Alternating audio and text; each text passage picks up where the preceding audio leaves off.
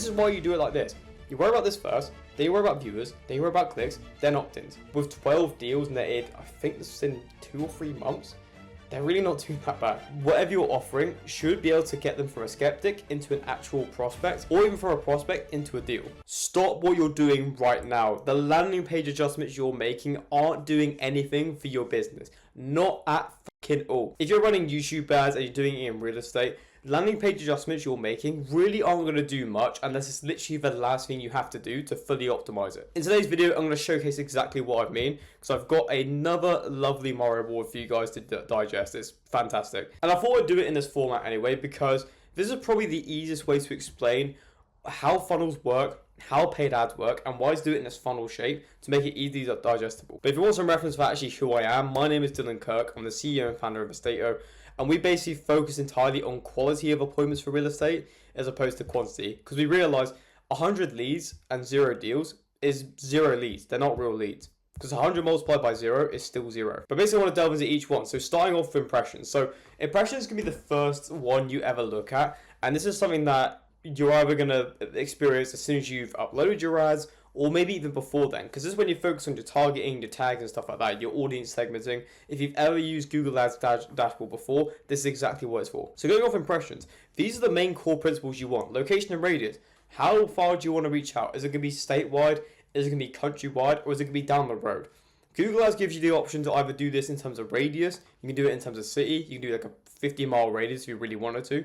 But it really depends. Do you want it to be localized, or do you want it to extend to the entire country? It really is up to you. Depending on how flexible you want your ad system to be, just remember to keep in mind that the more niche, the more narrow the targeting is, the harder it's going to be for leads. And if you're just starting out, I would not recommend being harsh at all. I would recommend, so if you're in real estate, if you're a realtor and you want to run paid ads yourself, I would recommend starting off state-wise and then working your way down. Because at least with state-wise, you're going to get a better idea, especially with your ad spend, because I'm assuming it's probably going to be quite budgeted. But in terms of ad spend and in terms of location, it's going to be a lot quicker to find out what's working in your market than, you know, actually making it specific or making it like a 10-mile radius or something like that. People can get very specific with it, but it really depends how quality prospects you want. This is something we do for our own clients as well. We basically pretty want them to just say, look, the more narrow the targeting is, the worse it's going to be. Not the worse it's going to be, but it's more the fact that the leads are going to be super high quality, but they're going to be few and far between. It really depends on how far you want to go. And this is where segments come into play.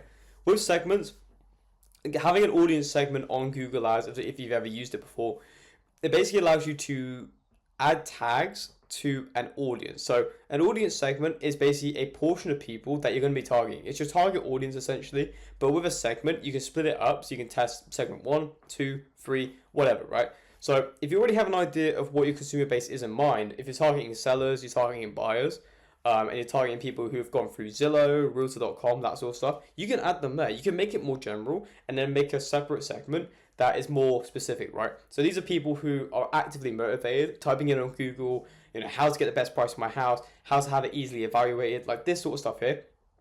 When they've typed that in, this is when your ads is going to play. So again, it's all the case, how narrow do you want targeting to be? Do you want to target a more general range of Zillow, Realtor.com sort of people, or do you want to make it so people are actually motivated in their searching, where how to get the best price for my home and stuff like that? Next one is target audience. So once you've figured out the segments and you've tested multiple segments, you're going to have a good idea of what your target audience is going to be, right? Your target audience is going to either have to be reliant on, again, depends on market, it's either going to be reliant on the fact that it's going to have to be more narrow. So you're getting a lot of people, you're getting good volume, but the quality is not there. So you want to be a bit more specific.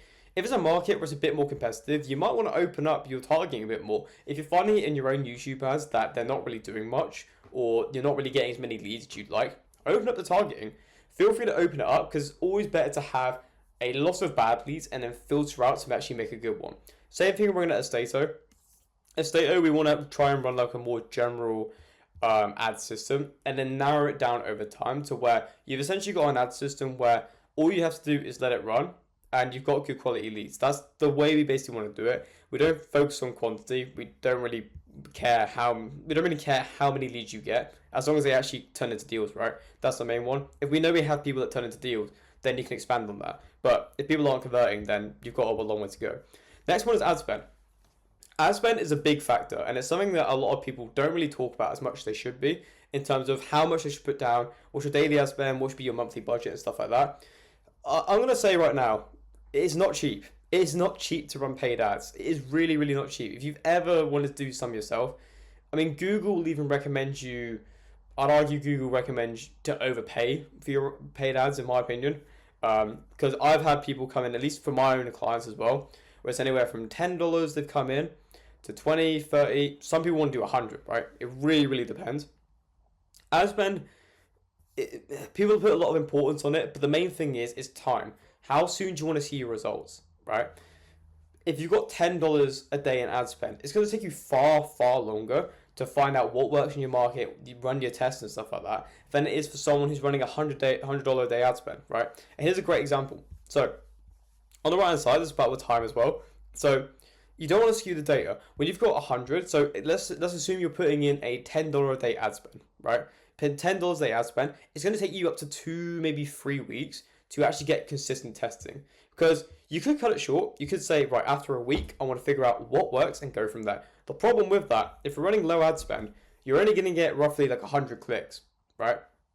Very, very little, and you're going to be quite happy. So if you've never run ads before and you think, oh, I got 100, I got 100 clicks, my CTR is above 1%, I'm happy, right? Happy face there.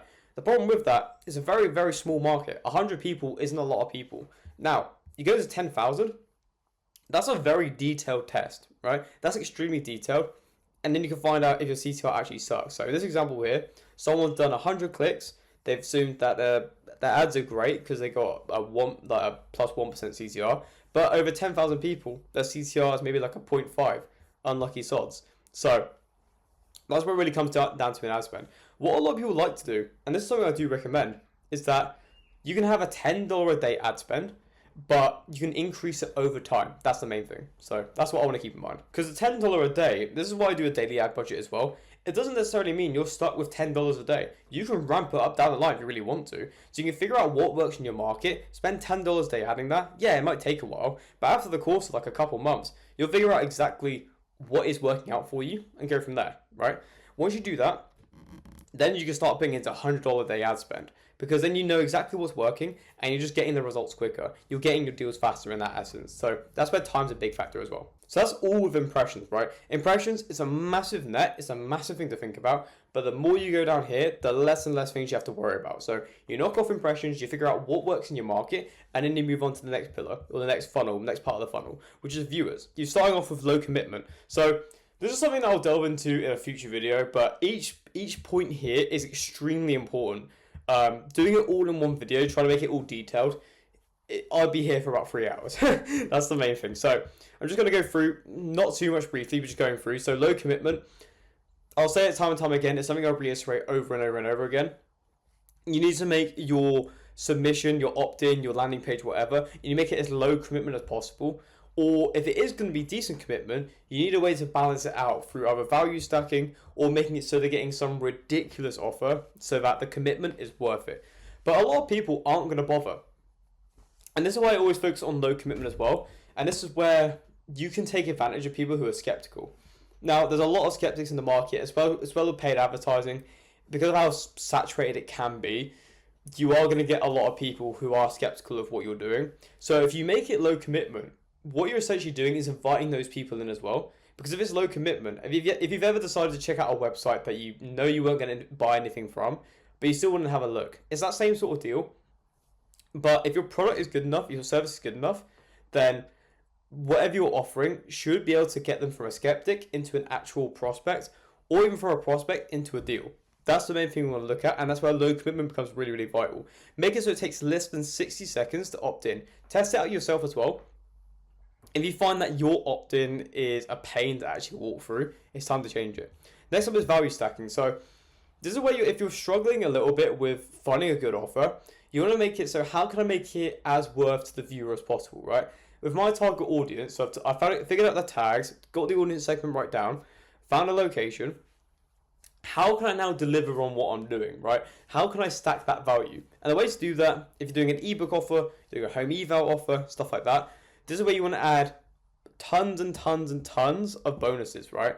You want to make it so it feels like a steal for them, and it feels like you're losing out with how good the offer is. If you're in a position where it feels like you're the one getting robbed, you're doing well. That's a good metric to actually go off. With value stacking, you can cram an ebook with so much information. You can even give them out a accurate home of eval calculator. That sort of stuff that does really, really well. Anything from buying their coffee, knocking off $500 towards moving costs and stuff like that really, really helps out. And if value stacking isn't working, think about pain points. What are the biggest pain points in your market that you can actually rectify and change? This is where a lot of people you can capitalize on the fact that it's saturated, because people have been burned by a lot of realtors in the past. In general, with buyers and sellers, they've been burned a lot, and is willing to take advantage of that and just say, I know you've been through a lot, I know you've been there, so I'm going to make it easy for you. You don't have to work with me. You just hop on an ebook, you just hop on a free home eval, no pain, no pressure, and there you go. Something like that does really, really well. It's removing that pressure, again, making it low commitment, and you do it right. Call to action. Make it as simple, stupid possible to actually, click on your opt-in. If you have to do like 3 backflips to actually, warrant hopping on the opt-in page, you need to change that. Like, it shouldn't be an obstacle for them to get from your video to the opt-in and then book in, right? And this is something as simple. On YouTube ads, it's very, very simple. Just click the blue button and you sign up, and it's really simple. Video standards is a big one as well. So you want to make sure that you've got a good framework in mind. And this is where I've got a bit of a cheat sheet for you. So going through, building high converting realtor scripts with pain value framework. It's a framework we use at Estato. Really, really, really solid. It basically calls out, so I won't go through it here. You can go through it in the description as well, to put it there as well. But essentially, the guide here is to cause pain. Well, not cause pain, but bringing out that pain of what they've been through in the past, and then value stack on top of the solution. So the solution's already there, you've alleviated the pain, but here are the bonuses. That's what value stacking is. It's bonuses on top of the solution you've already made for them, and it's just making it even better for them. It makes it even more of a no-brainer. So that's what we got there. So the next up in the funnel as well, if I go over there, next up in the funnel as well is clicks. So working your way through, this is how the logic works. So you start off with impressions, viewers when the video is actually rolling out is doing well. Next up is clicks. So with clicks, 4 sections here. It gets really, really easy once you go down. But offer. Is your offer good enough? If your CTR is 1% plus, but you're not getting people opting in, then it's time to change the offer. The offer isn't good enough, or at least some variation on the offer is needed. This is why, at least with our company, Estato, we test out 20 different scripts of the same offer. Sounds a little ridiculous, sounds a little unnecessary, but these have all been winners in the past. These are been winners in different markets, for different states, different locations and stuff like that. But it is necessary to actually figure out, okay, this offer works, this offer doesn't. Now, how do we make this offer better? And that's where variations of scripts come from. So once you figured out what offer actually works in, this is where you can start to narrow down and figure out, how can I opt more people in? What do I need to do in the script to actually make it so the offer is appealing enough to where I'm getting more leads, or any leads for that matter? So that's something to keep in mind there as well. So CTR percentage, big one as well. If your CTR sucks, it's down to do with a couple things. So either video standards, stuff we talked about in the past, it's the quality of the content, or something to do with the scripts. Most of the time, I'd say almost all the time, it's to do with tonality or scripts. Tonality being a big one. If you're not really the most on-camera person, then you are going to struggle a little bit with it, because especially in real estate, as a realtor, you are the solution, right? So you're your own branding and you're your own person. So take advantage of that. Don't sell yourself, but take advantage of the fact that you can show off your personality without selling yourself, if that makes sense. That's the main thing to worry about. So CTR is going to focus on tonality and script, main two there. CPC and CTR kind of go hand in hand, but you can make it so your CPC is less than $1, something like that. You will get a rough idea of what your CPC will look like based on CTR, but your cost per click is going to be very vital, especially if you're on a budget for your marketing. Like, depending on where you are, like $10, $100 a day ad spend, you are going to want to focus on CPC, because that's the difference between paying $400 for 100 leads, or $100 for 100 leads, or 100 people that opt in. So that's the main thing to worry about. Next one is views. Now, I already have a CTR video guide on the channel. You can have a look at it there. It goes into much, much greater depth, but there's 4 main pillars for it. If you want to go through and figure it out there, I give some, a little bit away there, the specificity and novelty and stuff like that.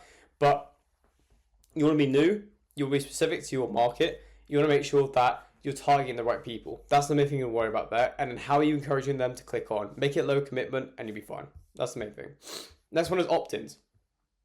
Opt-ins, main thing to think about. So if you're getting it to a point where you are getting people that you found your audience, you're getting views on your paid ads, you're getting clicks, opt-ins is your next step. So if the offer's good, you are getting some traction, you are getting some opt-ins. How do we maximize that? If you've gone through, you figured out what script works, you're getting consistent clicks through the door, but not many people opting in, or there are some people opting in, but you want to push that opt-in rate, right? Maybe you're at 1%, sub 1%, but you want to push to 2, maybe 3%.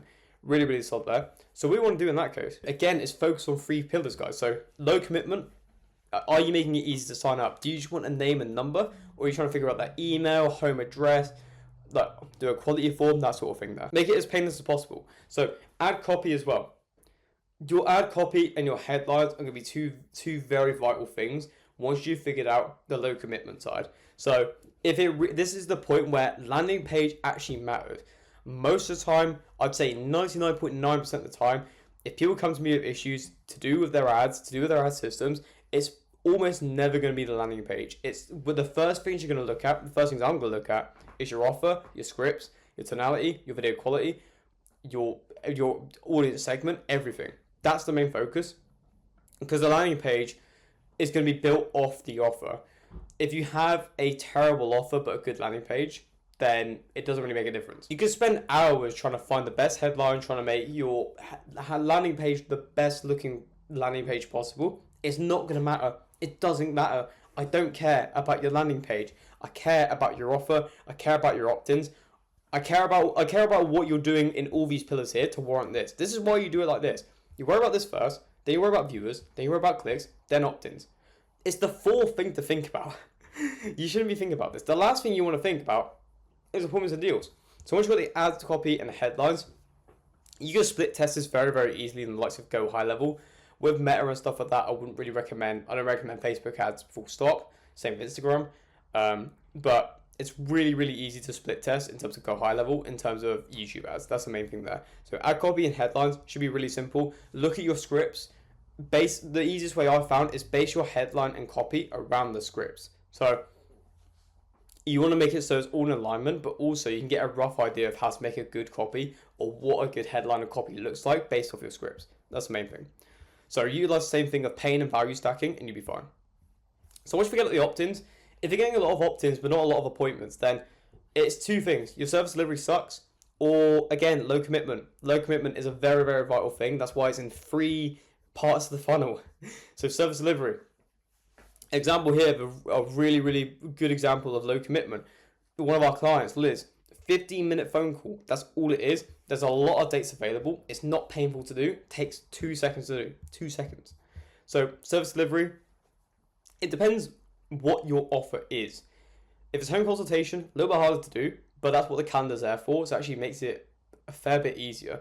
But you don't have any way of showing your reputation through a product, because that's what the product's there for. It's there to show, hey, I'm giving away value. It's good value, so therefore I'm good value. If I'm giving that away for free, what do I have that is paid, right? That's the main thing to think about. So that's why service delivery. If you have a really, really solid ebook, there's so many good examples online. It's ridiculous. I can make a video down the line as well, but you can either present this once they've opted in or a separate button. Whichever. I wouldn't recommend putting it on the opt-in page because people are going to take the value and run away for free. You do get that a lot, so you have that there as well. So 2 main factors: service delivery, low commitment. Have a look at your landing pages, have a look at your appointment booking pages, and figure out which one it is. It's going to be these 2.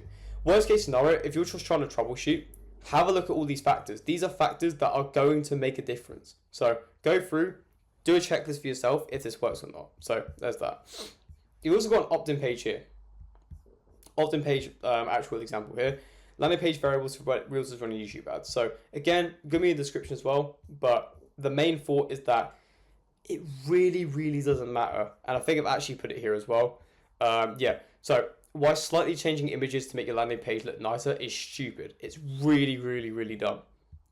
It really does become a waste of your time. So just focus about that last.